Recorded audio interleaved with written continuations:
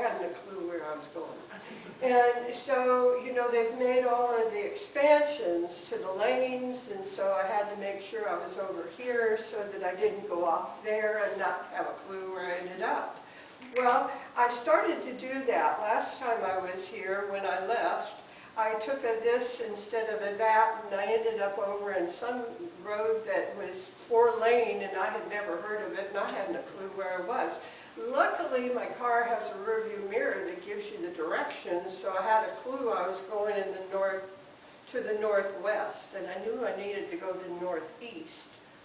No, other way around. It was northeast, and I knew I needed to go a little northwest to get out of here and over there. And I'm a map reader. I started reading maps when I was a teenager, and so hand me a GPS. And it's like handing me a computer, and that's a whole other story too. And for those of you who are really electronically inclined, see me after the service. So talking about hope. Well, I got here early. I went to Publix over off of Goldenrod University, and I walked up and down the aisles to it because I hadn't done any walking to speak of this morning. Wanted to be sort of with it. I don't know what with it is anymore because everything is without. But anyway, I did that, and I bought some things to take home, you know, popcorn and chips, and I know none of you eat that way, but that's okay. And then I came over across this university and went to CVS and got some cold water because it was still like 9:45, and I thought, okay, I'll finish this good book I was reading at breakfast. So anyway, I finished the book and came on over here and said good morning. And by the way, you need to oil your doors. I feel like I was practicing for Halloween. However, the good news about squeaky doors is they're like an entry, so you know somebody's opened the door, so there can be a benefit for this. So anyway, I did this, and I wanted to talk with you anyway about the past is the present as long as you keep it with you. Well, that's a wonderful thing, a wonderful line from the book As a Man Thinketh that has been around in spiritualism for years and years and years. It's a small book, and it's about thought and what we do. But I think that what I notice most and what I have during the last few years is how different the world has become and is becoming constantly. Our area up in Casadega has grown up so much. We're not the quaint little unique village sandwiched in the hills, so to speak. We are now just a small little community held within where they're going to be building 144 houses right down the road on Casadega Road within these next few months. We've got a lot of animals that are being displaced. You know this, and so bears are showing up in communities where bears aren't necessarily valued as other residents. And we have a lot of changes going on in our humanity close at hand, and we see it all over the world. And so when people are watching the news, or when people, I mean, aren't you tired of seeing people get a shot in the arm? I personally, I don't want to see this anymore. Luckily, I had a needle phobia after I got out of the hospital years ago, and so now I don't have a needle phobia because I'm just tired of looking at it. But what I'm getting at is our world is constantly viewed. So I said the word world. So it's not about what's happening in your neighborhood. It's not what's happening right down the street necessarily. It's what's happening for a lot of people in different places, distant places, in places where you can't do anything. But you're brought into that subject or that information as though you should be able to rescue all those people who are in a flood in North Dakota. Now, the reason I mention this is not because I don't have compassion for all the people in circumstances, the fires, the tornadoes, all of it. It's the fact that how much of this information can you continue to have coming at you when life itself hasn't been very normal for a long time, has it?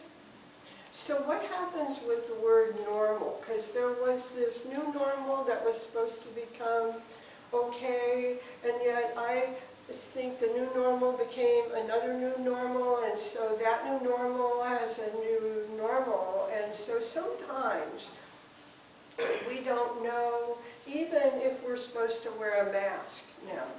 So you can hear what the CDC is suggesting, or you can see what an individual business or place requires, but do you really know?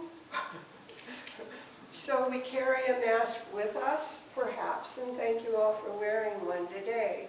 I personally have had my booster shot, and I've had 5 COVID tests that all came out negative, and I feel like I'm able to leap tall buildings in a single bound. Just saying. So, how do you find humor? How do you find humor in a time that isn't always humorous? It's not making fun of all the people who are working very, very diligently and very hard to help lives be saved. I'm not making fun of any of that, but I am saying lighten your load just a little bit. Because things go on, things happen, and things get generated because that's what life does. We believe in natural law, in spiritualism. We believe that the power of nature has a continuum that influences us, affects us. I've been teaching natural law for 40-something years, and I love it because life is always shifting and changing. Never does anybody reach in our association, and I may get booed off and thrown peanuts at me, but none of us reach enlightenment. We're always reaching, which is different. A true healer to me is a person who reaches forward and at the same time is reaching behind them to pull up whatever part of humanity is attracted to them at the time. That isn't always turning around and telling people I'm a minister. That isn't always. Sometimes it can be because, you know what, I saw these 3 guys and it was Sunday morning. And I looked over at them, they were parked in a parking lot near the little restaurant where I eat breakfast a lot. And I looked over at them and I thought, dehydrated. And wasn't any of my business, and I kind of was starting to go on about my business and go in and eat breakfast. And then I bought 3 bottles of water and carried them out there and handed them to them and said, here, you might like this, it's cool. They'd been working on the axle under the car. No telling how long, didn't ask them, didn't have to have it verified, but one of them was sitting on the sidewalk and he looked a little hungover. So it's about humanity, it's about blending, it's about participating, and it's about hope. It's about giving us hope that we can mingle together and we can still recognize differences, and we have this wonderful opportunity called life. Spiritualism for me has been a crutch at times, it's been a crunch at times, and it's also been a liberator because of the fact that in understanding about life after death, it's not just about having communication with someone who's passed away. There's a beauty in that, there's a validation in that, but there's more. And the more is the fact that you are never alone. You are never totally alone. No matter what you see or perceive or feel, you are not alone. There's a wonderful opportunity of understanding the natural law of things because we talk about it creating our happiness and unhappiness. We often use the word if you obey it or disobey it, and I don't like those words because they sound like I'm a captive something or other. But what it does mean is if I pay attention and if I recognize And if there's something make me unhappy, it's to evaluate it, not necessarily critique it to a point of thinking I have to throw it away, but to allow self to expand into a greater understanding. And when we do that, there's this wonderful thing that happens. It's called life, and it's called a flow of life. And right now, and in these last few years, we haven't had as much flow of life. Have you recognized that? Just like you think you're going this way, then all of a sudden it goes, whoop, and you go over this way. Thank you for nodding, I'll pay you later. These people are all very stoic, their lives are not like mine. Mine goes like this all the time. So how do you reach that flexibility? How do you reach that place that says, it's okay, and if it's not okay, I'm going to discover why not. And maybe I'm not going to know all the mystery of it, and maybe I'm not going to know all the details of that. But I don't have to blame somebody. I don't have to blame the world. I don't have to blame a political figure. I don't have to blame the government. I don't have to blame whoever. All I get to do is discover. So what if you had a difficult childhood? If you had a difficult childhood, man, isn't that great? Because you know why? There's a little part of you that's seeking something. And if it wasn't to hear me or participate in the church, then maybe it's to get a message later because you came for the mini readings. But whatever it is you're seeking has a wonderful place that can resonate. And that's the place that resonates with hope. There are 3 ways that the mind reacts. I constantly talk about this because all of us do this. The first way your brain responds to just about everything is self-defense and self-preservation. And if you think you're not defensive, then how many times do you think you have to tell somebody what you think instead of hearing what they think? How many times do you have to preserve something and hold on to it because it's something that you've read and embraced and it feels accurate at the time, and you're holding on to it because you don't want somebody else to invalidate it? We did that as little children, and we perpetuate it a lot in adulthood. The second way your mind will often respond is looking for consistency. It will look for something to be the same. When you come in here, you can recite the principles. We didn't recite the principles. Did you realize that? Yeah. Did you do it intentionally? No, it's because he started talking. Because what? Because he started talking. I didn't want to interrupt your role. Isn't she nice? Okay.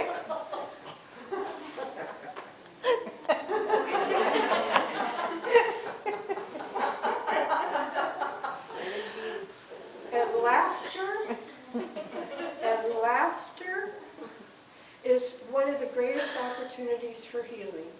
When it's genuine laughter, not necessarily something that's aimed at poking at a person. Just kidding.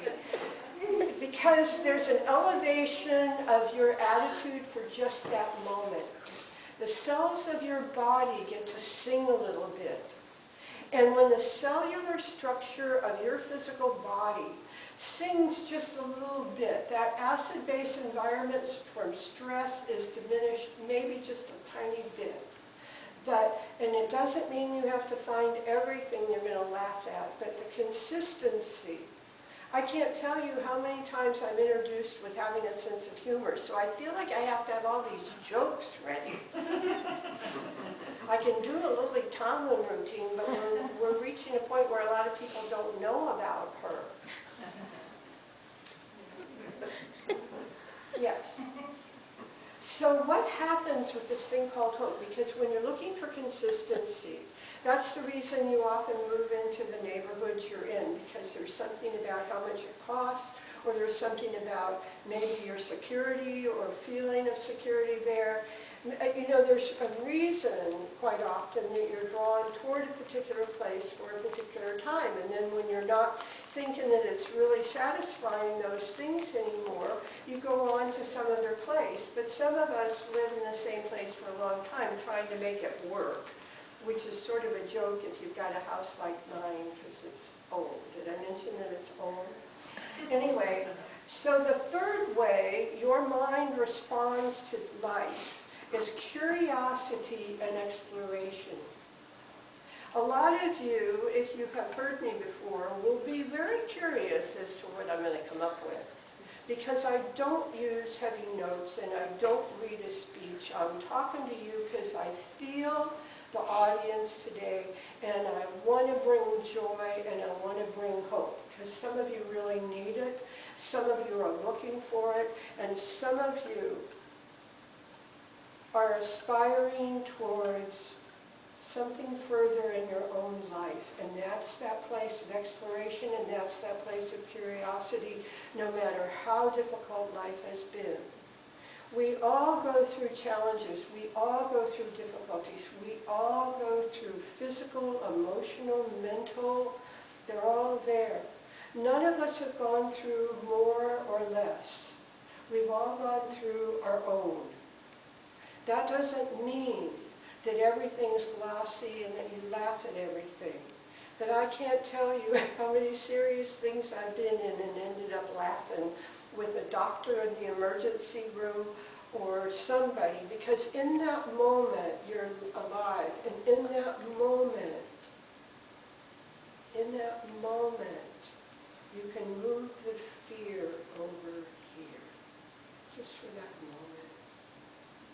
So whatever fears you may be experiencing in your life, whether it's about money, whether it's about relationship or life, or whether you've gone through a sadness or a challenge, I'm really glad you're here, because I'm not going to do my Lily Tomlin routine for you.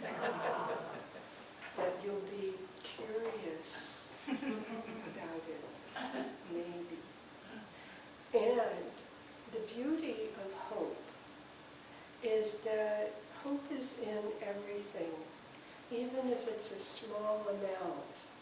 Not necessarily the kind that you can write a book about, but the kind that says, oh, I see a little bit of life, and there's a little bit more of life, and I'm going to keep walking toward that, instead of paying attention to all the things that I really am not able to do a lot about.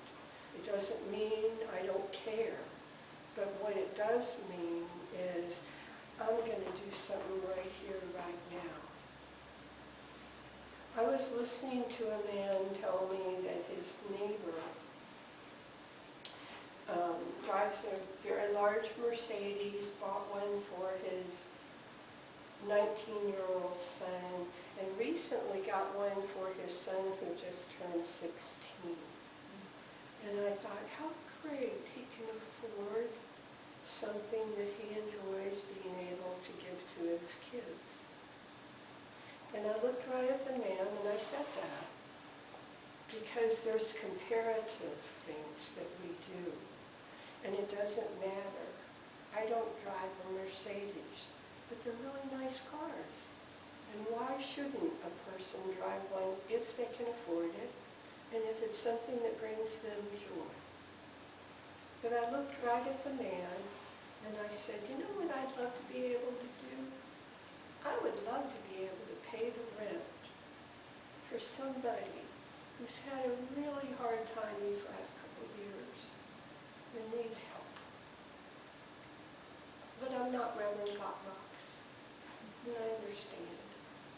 It's not about comparing yourself to what you should do, and it's not about what you would have done if you could have done it. It's about what you feel within you that allows you to feel the wholeness, because we're all in this together, whether you want to believe it or not. None of you here, can I keep going? Yeah. Are you sure? Okay. She said so. None of us put in a requisition for this life, this body, this color hair, this color skin, these colored eyes, did we? I don't remember that. I do have a requisition in for next life. I've already said I want firm thighs and a flat stomach. On a chair? Please. So when I find the humor in it, it's just a moment of that joy and a moment of hope. I'm not worried about the firm thighs and the whatever next life, because I'm going to be different wherever I am, on whatever plane of reality I'm on when I go away from this one. And that's the wonderful thing also, is the fact that we believe, we know. And there are many of us who have talked about spirit communication, demonstrated it for years and years and years and years. We know there's something beyond this world and this life. And it's the energy of all of you, because the soul goes on forever. Not a long time, forever. And all of you will have that. Not that we want you to go anywhere at this time, but the fact is not to feel so afraid of life that you don't take a step toward life, to give yourself that moment of exploration, that moment of discovery, of the hope and the joy that is your given right in being here. No better, no less. Quite extensive, quite important. Next week I'm teaching natural law, and I'm teaching expectation and inspiration. And the one thing I want to mention to all of you is we're going into the holidays.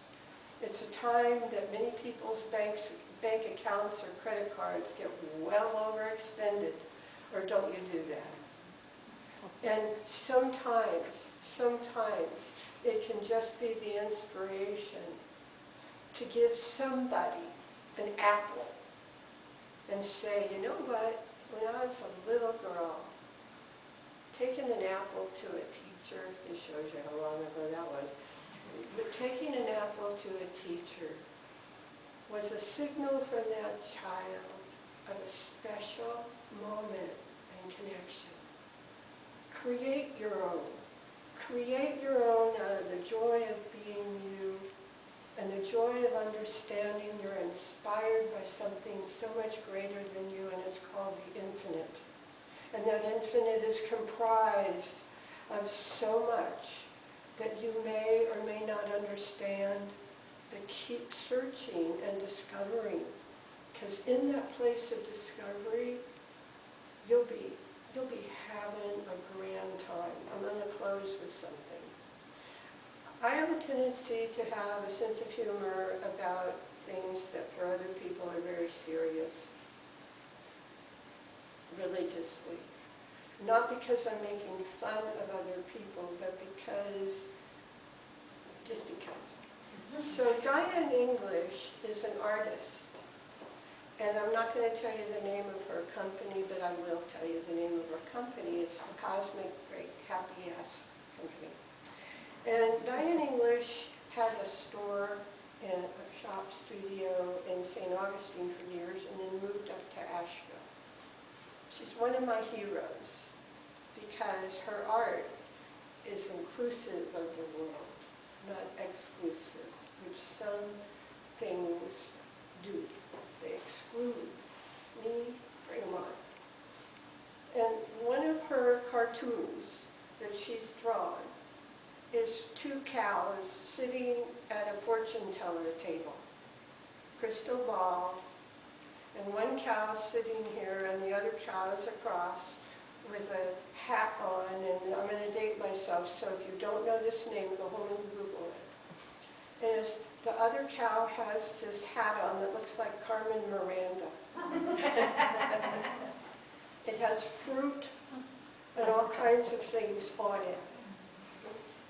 And the caption reads, as this Carmen Miranda look-alike is looking across the table at this other cow, it says, in a past life I see you were a Big Mac.